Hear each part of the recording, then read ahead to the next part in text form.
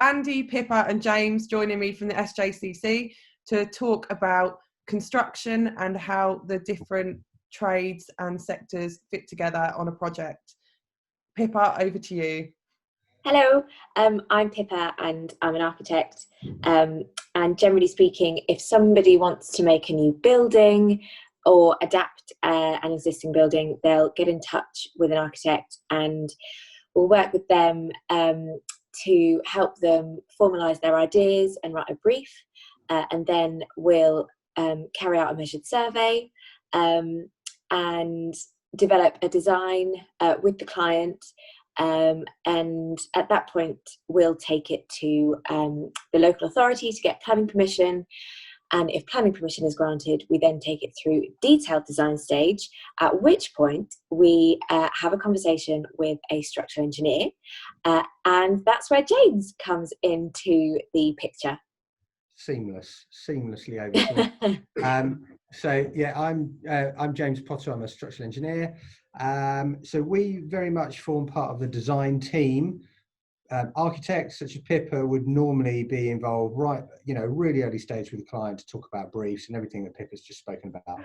When the project moves into a more detailed design phase, we will need to kind of work with the architect and the client and any other members of the design team to think about how that building is going to be structured, the materials that it's going to be built out of, how it's going to perform structurally. So we need to think about movement and vibration and how big things are. So we'll be looking at building elements, beams and columns and masonry wall panels and things like that, and very much thinking about loadings. So what is the building going to be used for? How many people are going to be in it? Where is it going to be in the world? How does it need to perform? And we'll use all of these sorts of things. We use maths and physics generally to make sure that the building performs to the client expectation. The challenge actually is that it's not just all about the maths and the physics. There's a big design perspective, and we need to make sure that we work with the architect to make sure that we don't kind of ruin their design, really, so that we all combine to make something that works visually but also performs structurally, in line with client requirements and also structural codes of practice, building regulations, and all those sorts of things. So I will then probably push that through to. So once we've done that, we also then, I should mention now that there will be other consultants involved. So there will be a mechanical engineer. So a bit like me, they will be working with the design team, thinking about things like mechanical ventilation, how is the building going to be heated.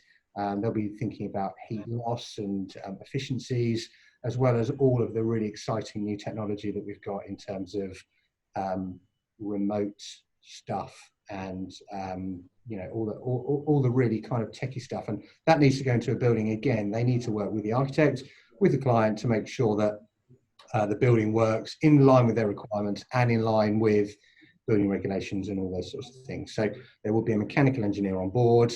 There will also be a quantity surveyor. A quantity surveyor will probably be involved actually before somebody like me, before a structural engineer, but they will very much be working with the client to make sure that the building can be constructed in line with the budget. So all clients will have a budget. There may be some flex in the budget, but generally speaking, the quantity surveyor will be looking at volumes of materials and quantities, hence the name, trying to get a rough idea of how much, early on getting a rough idea of how much this building is going to cost to build, so that we can then push forward the design and take it through to the next stage. So once the building is architecturally designed, structurally engineered, and we know roughly how much it's going to cost and how all the mechanical and electrical elements work, the building will roughly kind of be designed, and then we need somebody to work with and kind of look at how the building is going to be built. And we also need that person to build it, and that person is the contractor, who in this case is Andy. So Andy, over to you. Thanks, James. Hi, I'm Andy. I work for a main contractor. I trained as a quantity surveyor originally, and within main contracting organisations there are quantity surveyors that James touched on earlier on. I'll come back to that. So we effectively build the various projects that have been conceived by a client, as Pippa said initially, and worked up into a detailed design with architects, structural engineers, mechanical and electrical. Once they're ready, as James said, that project is frequently sent out to tender. So we would, as one of the main contractors, tender in competition with a handful of other main contractors to submit a bid based on the documents, the drawings and calculations and the specifications that the consultants have put together. And we submit that bid or tender, as it's otherwise known. And if we're successful, once the consultants have evaluated that, frequently the role of evaluating the tender is done by the quantity surveyor and consultant that James mentioned. That's the quantity surveyor who's effectively appointed and working directly with the client, as opposed to a quantity surveyor that might be working in a main contracting organisation such as myself. So that QS, as we abbreviate the name to be, evaluates the tenders, recommends which contractor is taken forward to enter into a contract with to complete the project. And we begin. Just to revert back to the tender process, the people within a main contractor that are heavily involved in preparing that price are frequently called estimators. We have a pre-contracts department here, and many of our peers out there in the main contracting world do. So an estimator is a specific function within the main contractor's office, if you like, that prepares the price. They may call on colleagues within the organisation to help them on the construction side, the operational side, people often called contracts managers or design managers. They'll have an input into that tender. So really, in essence, what I'm saying is a main contractor builds it, but they have various specific, quite specialised disciplines within the organisation. So there's an estimator that helps with the pricing, contracts manager that has an input sometimes into the tender by way of perhaps putting together a programme. We call it programme, and that is a working tool that we use to firstly calculate how long the project will take to build, and then we monitor our actual progress against that programme during the build period. So that's one of the functions of a contracts manager. Again, if we won it, there'll be an individual based out on site that manages all the day-to-day activities. They're often called a site manager or a project manager, and they report back to the contracts manager. We have, as I mentioned earlier, quantity surveyors within our organisation. They monitor costs, and often they get involved in procurement of subcontract packages and things like that. Some organisations have buyers that also deal with procurement. Quite often that's the material procurement and things at plant and so on. There are accountants' roles and things, all sorts of other peripheral sort of functions within a main contracting organisation. There is a slightly different route to procuring a contract where sometimes the design isn't fully completed. Pippa mentioned that the architect sort of conceives the idea essentially, and sometimes it doesn't go much further than that before the client wishes to put it out to tender, and they ask the main contractor to bring in the consultants back under theirs.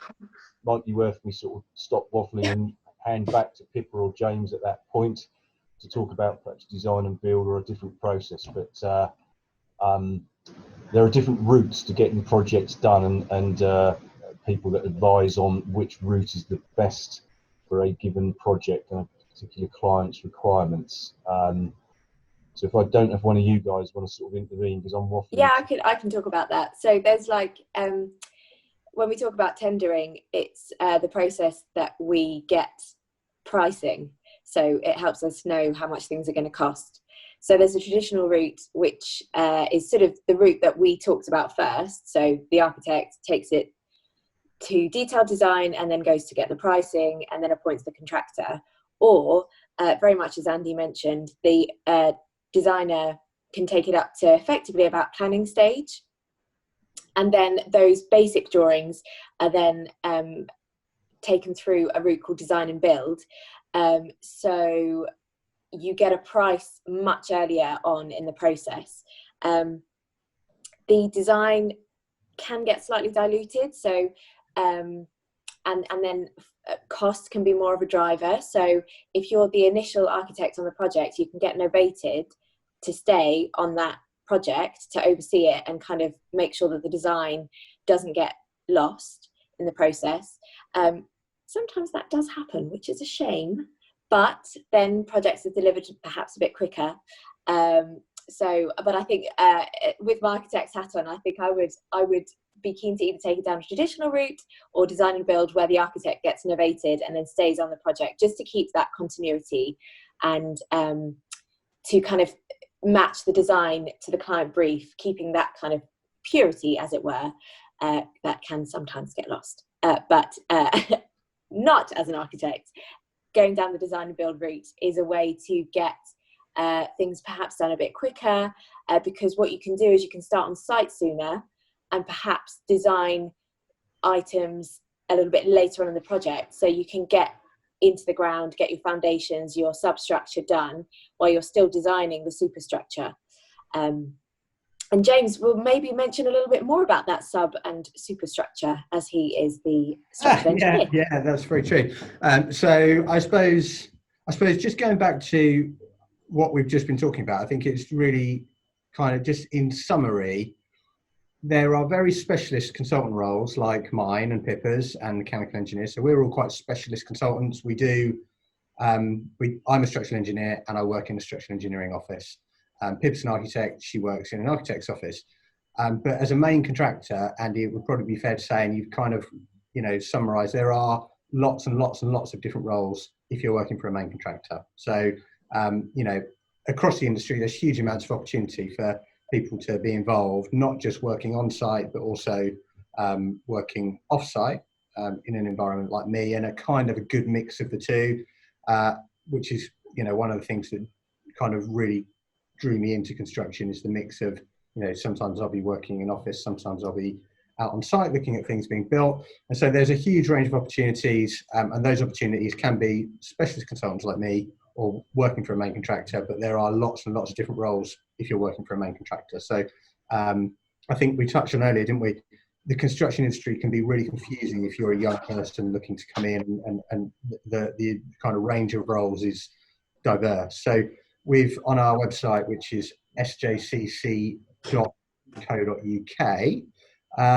we should have a load of information about roles in construction, and that's probably a really good way for young people to have a look and see what type of role they might be interested in. So there are roles like architect, structural engineer, main contractor, but there are all sorts of other roles that are that could be really interesting. So it's a really good way for you to just log in, have a little look at those roles. There'll be just really brief descriptions about what the role entails, your entry route into those roles, possible salary expectations, those sorts of things.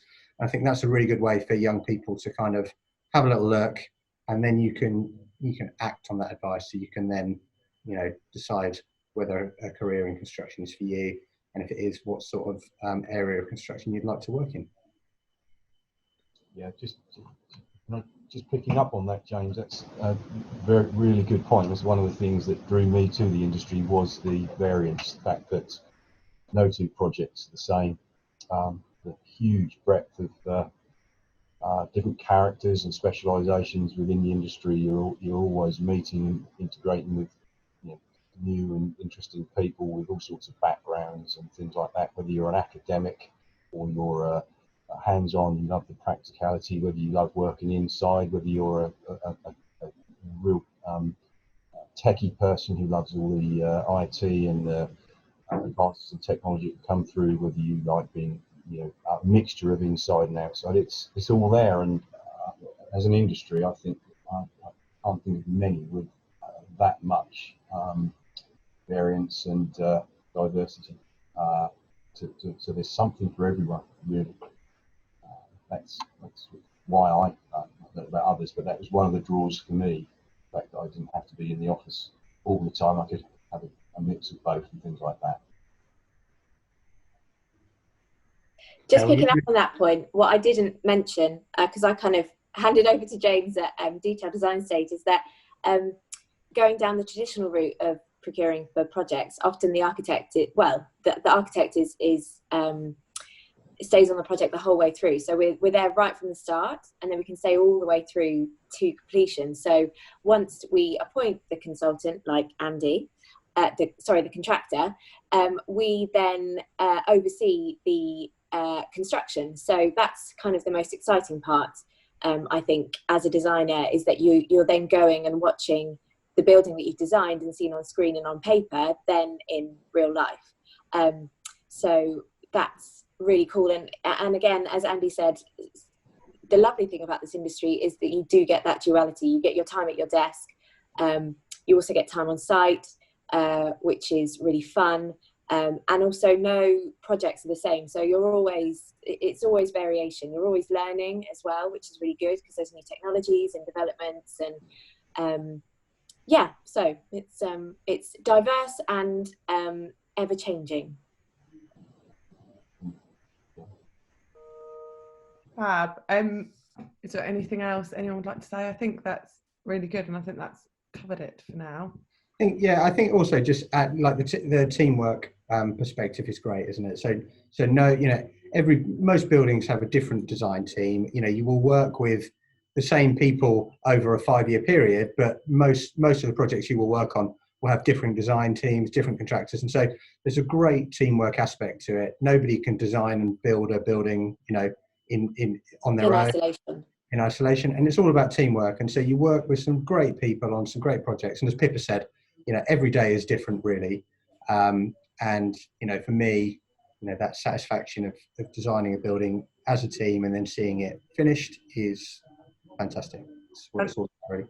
Also, what I'd like to say is, when you're at college and you're kind of getting your trade or doing your qualification, it's always key to keep relationships with your peers, because you might go in one direction and work for a main contractor, but one of your peers might take another route, and you never know. You could be working on a job with them, or you could be tendering for work to get work from them.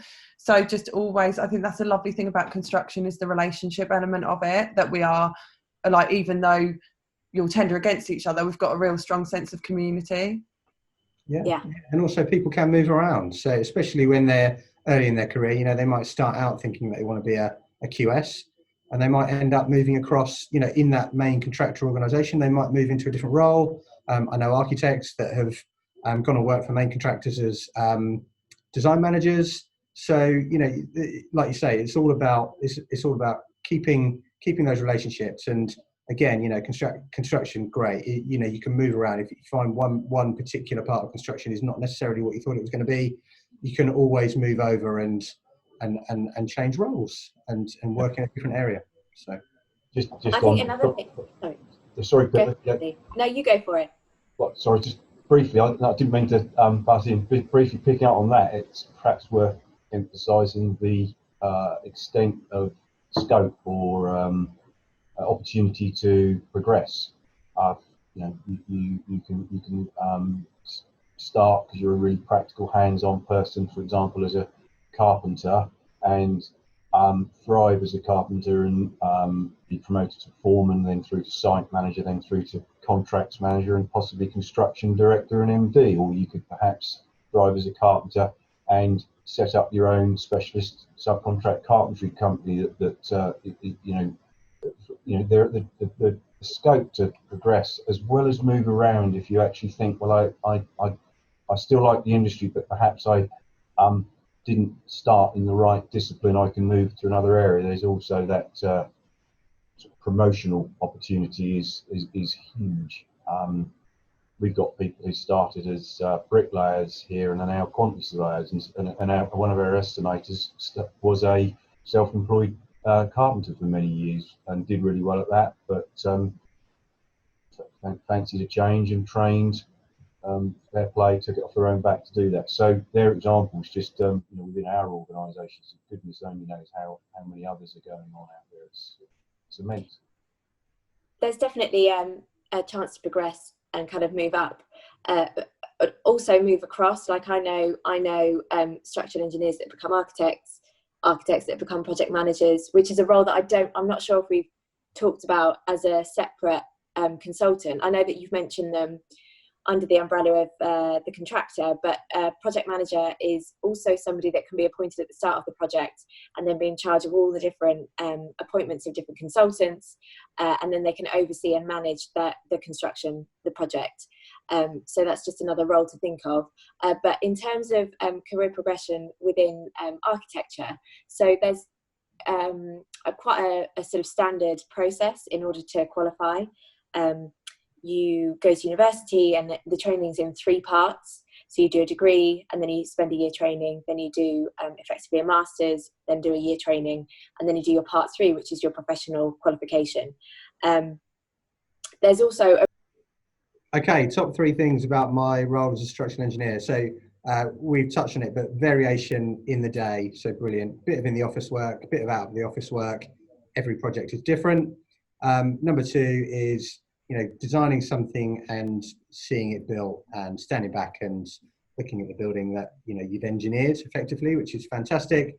Number 3 is working in a team with other consultants and contractors that you may not have met before, and you build really strong relationships over the course of the project, and over the years when you work on multiple projects you build even stronger relationships. I've probably stolen many of the others' top 3s, so they might struggle. Pippa, your top 3. Oh, thanks. Oh, that's great. Sorry, Andy, if I used them all up. Well, I'll go for design as the sort of first thing for my job, and then problem solving. So that's kind of finding design solutions, and then problem solving with like the structural engineer, and then also on site, like utilising the knowledge and experience of the contractor, because I might think that something works on paper, but actually doesn't quite when we get there. So problem solving, and I suppose that would then lead into collaboration as well. That's like a top thing within construction. So using everybody's expertise. There we go. Those are my top 3. Andy. My top 3, my number 1 is, I suspect, I could be wrong, but the same as many of my colleagues and peers in the industry. There's an element of teamwork, a huge element of teamwork and collaboration, but there is also individual working. So you do get I think the perfect blend there. You can have a personal, very specific input that you can be proud of, as well as working with people within your organisation and other consultancies.